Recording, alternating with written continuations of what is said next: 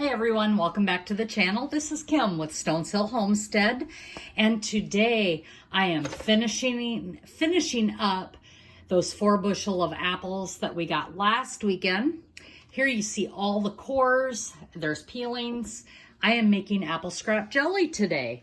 So I'm using my big stock pot and we are gonna cook this down and get this turned to mush. I'm not worried about the seeds because I'll be straining all of that out for the juice.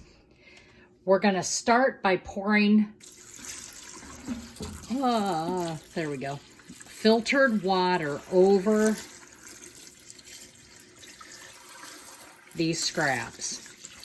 And the only thing I'm gonna say about that is I have a water filter system that filters my water before we drink. I do not use city water. It has chlorine, fluoride, all those other things in it. We don't have city water, we have well water. So use what you want to use, but I prefer not to use city water because of that reason. I don't want this. These apples are organic that I got from a local orchard. And I prefer just to keep it as clean as I can when I'm canning things. But I also have done apples that I've got from an orchard that does spray their fruit. So if you do that, you'll just want to make sure you've cleaned it before you process. So that's where I'm at with that. You do you. I am okay with that. I'm not one that worries about a lot of things. So you will see, not everything that I use is organic. I'm just a normal person, and that's okay. So I'm going to fill this up. We're gonna turn this on and we're gonna start cooking these apples down. Now I have another 2-gallon bag of scraps.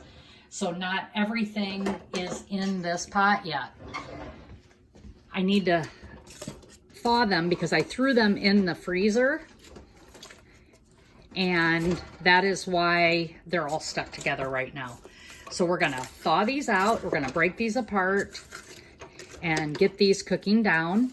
They will cook and I will strain and I will show you the whole process today and bring you along, and let's see how many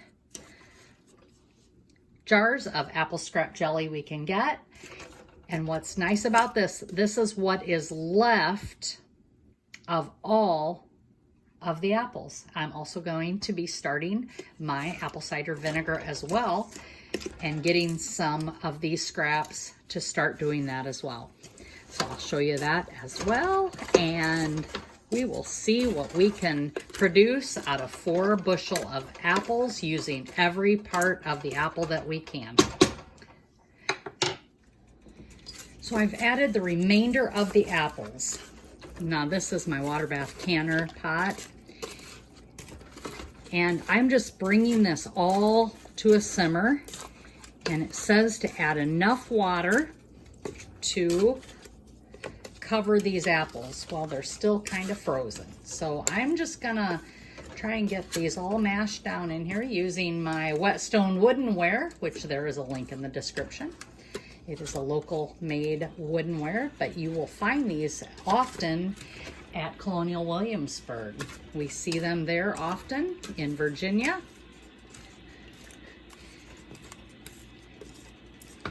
And I am going to let this simmer until all this cooks down and we can start straining.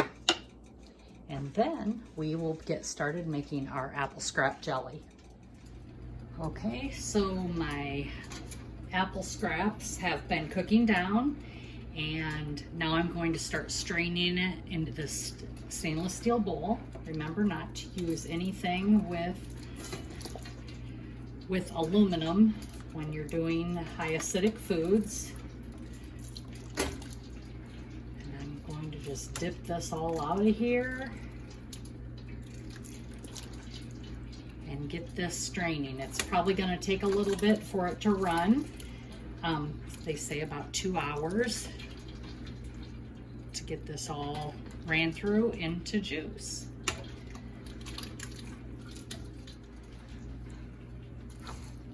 Got this now draining.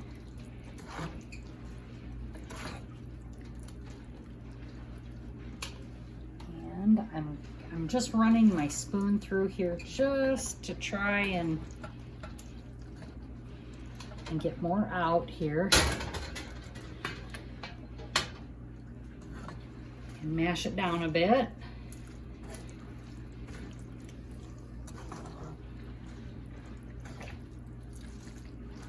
Just get some of that juice worked out. So I've measured out 12 cups of my apple scrap juice, and I want to show you I am using Pomona's pectin in this batch, or batches. There's 3 batches here. I just want to show you the cookbook that I'll be using, and it's on page 81, and it's Simple Classic Apple Jelly. And copyright, I won't show you the recipe, we'll just talk about it. So now that I've measured my juice in here, I need to add calcium water. And Pomona's pectin uses calcium water. So I need to add 4 teaspoons of calcium water per batch. And there's 3 batches. So I'm going to be doing 12 teaspoons. 1, 2, 3, 4, 5, 6, 7, 8, 9, 10, 11, 12, and I'm going to add a little bit more because that 1 teaspoon was not quite a teaspoon. What's nice about Pomona's pectin is it's low sugar, and this calcium water for Pomona's pectin I just store in the refrigerator and use it on the next time. I also added 3/4 cup of lemon juice. It's already added. Sorry I didn't get that for you. And I'm just going to stir this up. Now this needs to come to a boil, so we're going to turn on the heat. I've also added, we're going to add, it is low sugar. So here is the Pomona's pectin. I've already measured out. There are 12 teaspoons there and 3 cups of sugar. 1 cup of sugar for each batch is all you need with Pomona's pectin. It is a low sugar. Some people don't like the texture of Pomona's pectin, or the texture's not like jam or jelly, but you have to remember you are using low sugar, which makes it a more fruit, nutrient dense product. I use Sure-Gel as well on some sugars, but if I would be using Sure-Gel on this regular pectin, I am looking at about 1 cup of sugar for every cup of juice. So it'd be 12 cups of sugar, 12 cups of juice. I would rather use 1 cup of sugar for 4 cups of juice. And this method I just love. We love Pomona's pectin. It makes a ton of jams or jellies or pies or whatever you want to use it in. It is a citrus-based pectin, and like I said, it is low sugar. This calcium water is required. It comes with your Pomona's pectin to use it for jams and jellies and any other products that are in the recipes. So I'm going to bring this to a boil, and once it's to a boil, I will take it off the heat and I will bring you back. So it has came to a full boil, and that will activate that calcium. I'm going to remove it from the heat.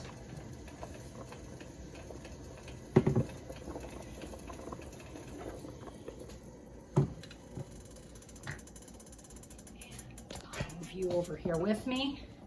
There we go.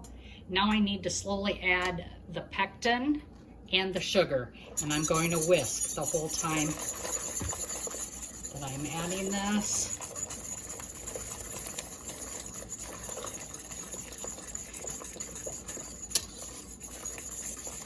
We don't want any lumps from that pectin or sugar. We want to make sure that's fully mixed in.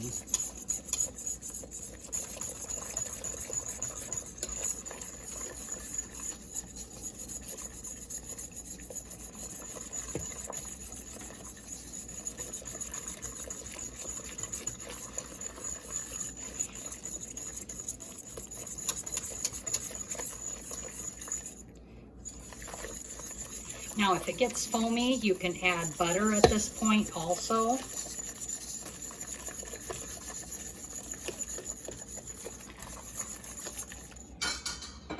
And that'll keep that foam down. But my first priority here is to make sure that there's no lumps or clumps from the pectin. Once I do that, I need to return it to the heat and bring it back to a boil. And it looks like I am good to go. So I'm going to set you back over here and take this and bring it back to the heat and bring it back to a boil.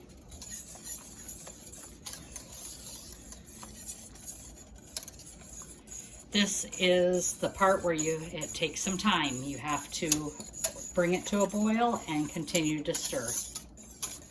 And here you need to continue to stir at a full rolling boil.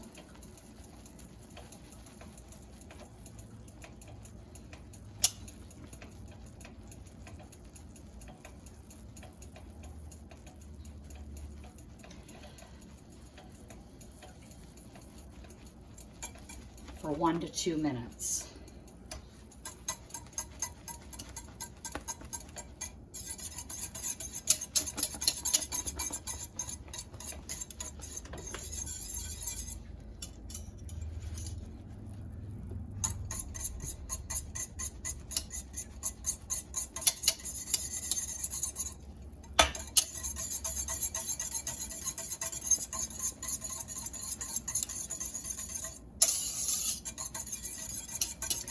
You can also add food coloring.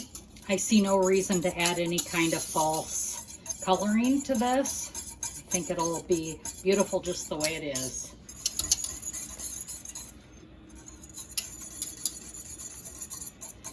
My goal, I'm at 800 subscribers, so thank you everyone for subscribing and giving me a thumbs up. I really appreciate it.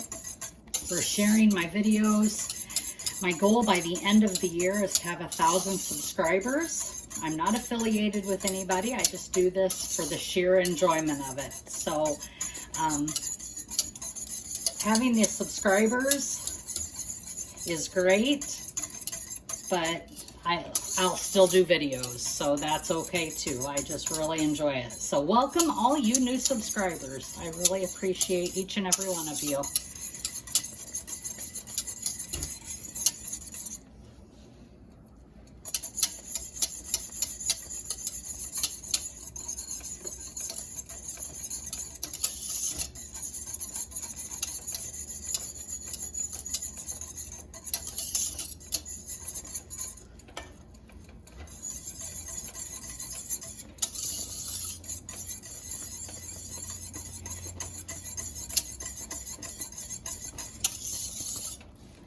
There we go. There's my 2 minutes.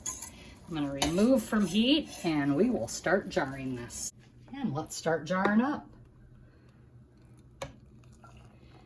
The jars just came out of the dishwasher, so they're nice and hot.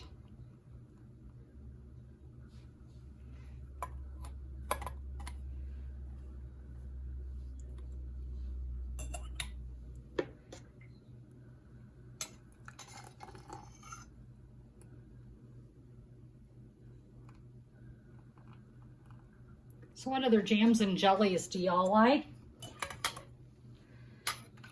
This one I have never made before, but it's apple, so I'm pretty sure we'll be fine making it and eating it. My grandchildren will like it. I'll use it in my baked oatmeal. I do a lot of baked oatmeal, and I always use applesauce and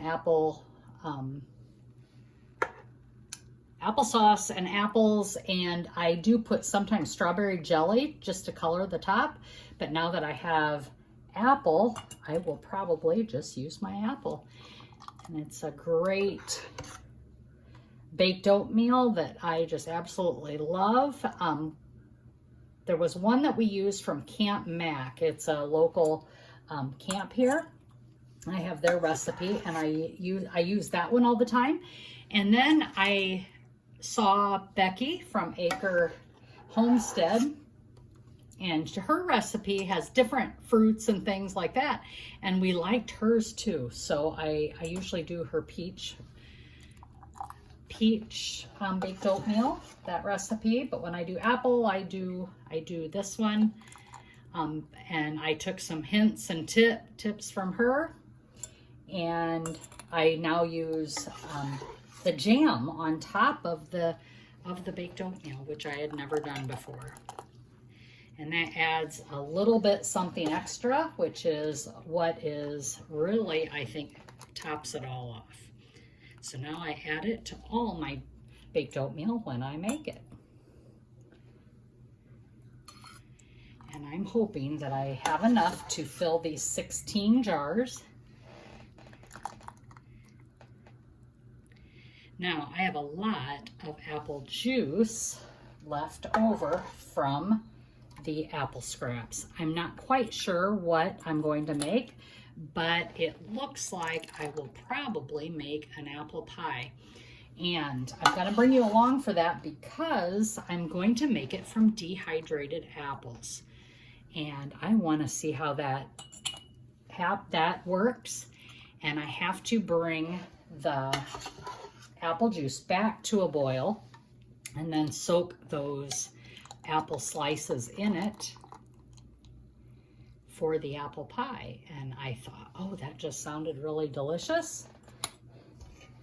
And who knows what else I'll come up with, but definitely going to do that. I am trying to get these to a 1/4 inch headspace.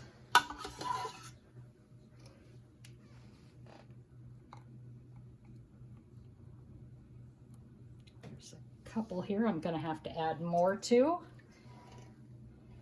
And I should have enough for one more jar, I think. Let's see what I got.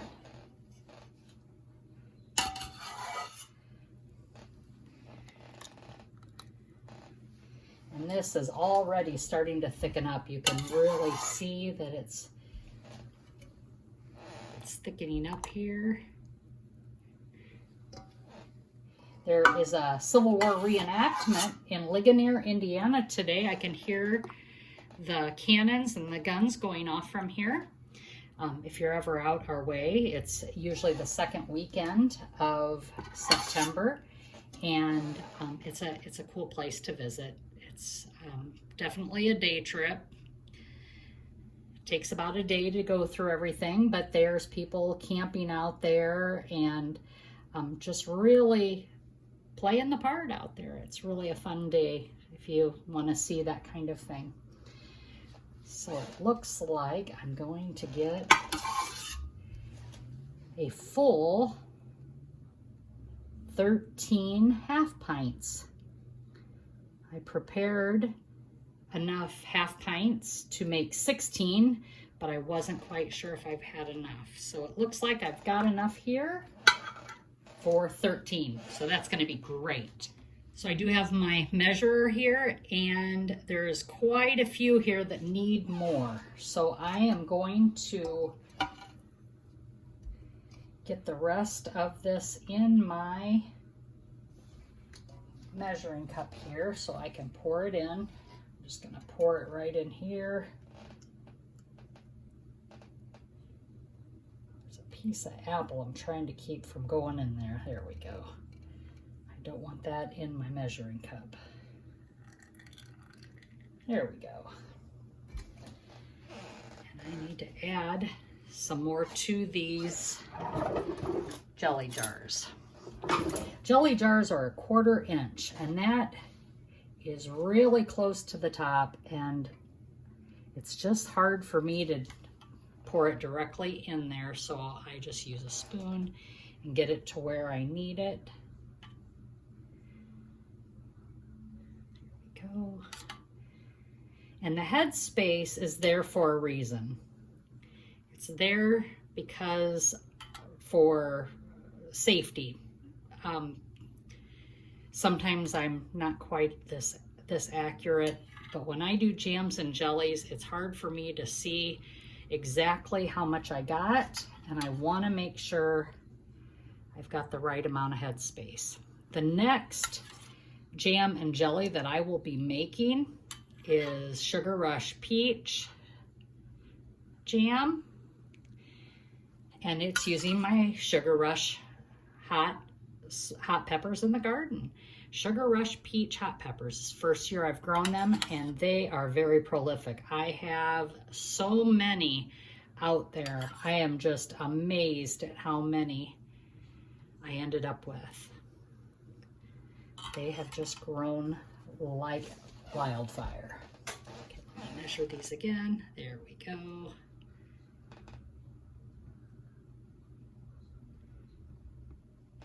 And I'm really not worried about the foam on top. I know some people really are. They'll scrape it off. And if you do decide that that's what you want to do, you would just go like this and scrape it off and put it in your pot here. And I'm just showing you how to do that if that's what you decide to do. This one, these couple have a little bit more than normal, and I'm just showing you how to do that. But you don't have to remove it. It's preference. It makes your jars look prettier if you do. It does. It just makes it when you just skim that off the top. But either way, it doesn't matter. You can do that or you don't have to. So I'm not going to do the rest. I just wanted to show you how to do that. Let me get these rims wiped off with vinegar. Sticky stuff, you've got to get that vinegar or that sticky off of there, or your lids will not seal.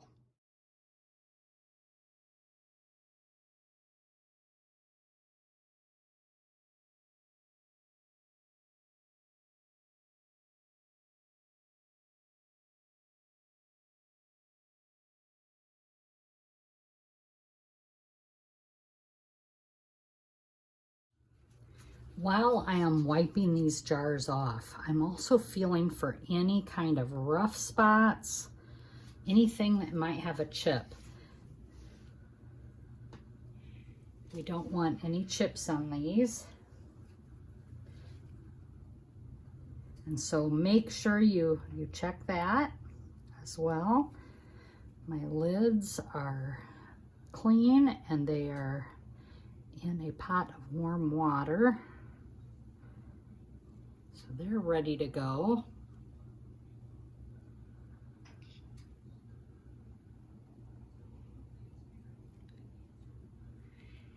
And then we will water bath can these. Yeah, there, I've got them wiped off. And now we're going to put these lids on using my magnet tool. I think there's a name for it. Don't know the name. I just call it my lid lifter.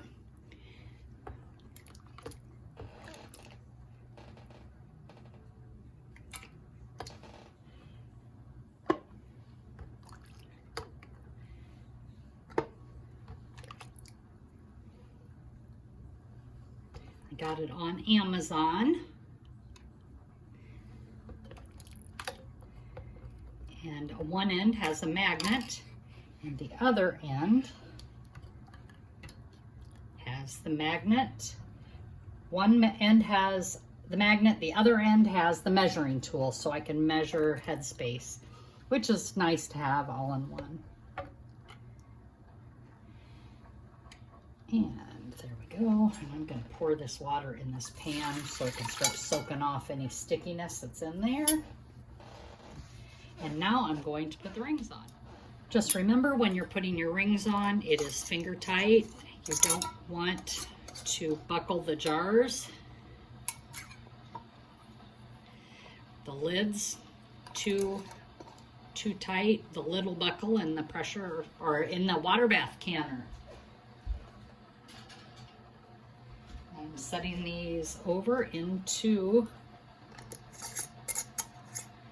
the canner while it's heating up. The water is already hot into the canner. I just want to make sure it stays hot because these are so hot and I don't want thermoshock. And what thermoshock is when you're putting a cold jar, or a hot jar in this case, into cold water, or vice versa, cold jar into hot water. Don't want to do that. I've seen some people bringing their water bath up to a boil before they put the jars in. I don't recommend that. Hot is fine. Do not have that boiling. You will end up sorry at points if you do. I saw people that have done that and the jars broke when they went in and they were very sad.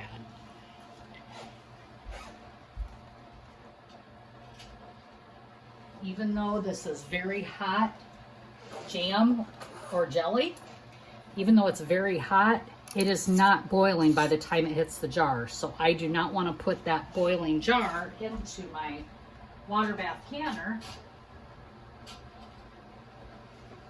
that's boiling. Just be careful when you're doing it. This is something that's very hot inside the jars as well as the water of the water bath. No one wants to get burned. Okay, look at that. They all fit into my canner. I am so happy. Now I'm going to lower this down in, this rack down in, making sure that it covers by 2 inches, which it does, 1.5 to 2 inches, which it does. I'm gonna bring this to a boil and we are going to water bath. We are returning this to a full boil. And once that happens, we will start the timer and we will process for 10 minutes. I'm putting on the lid to help that come to a boil.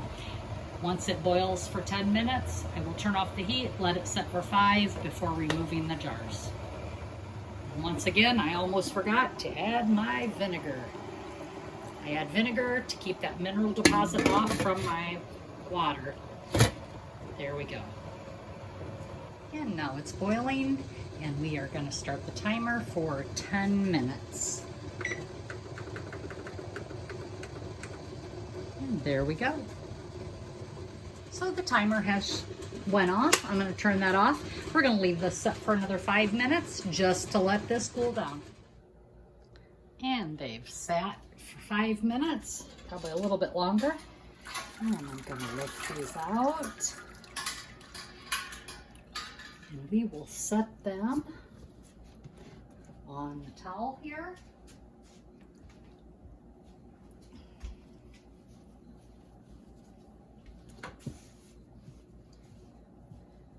And they will set for 24 hours.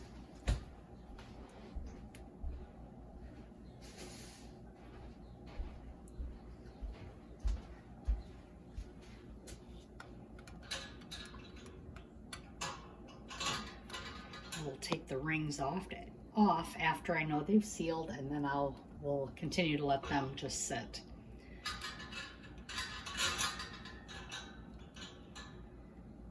And look at that. Aren't they beautiful?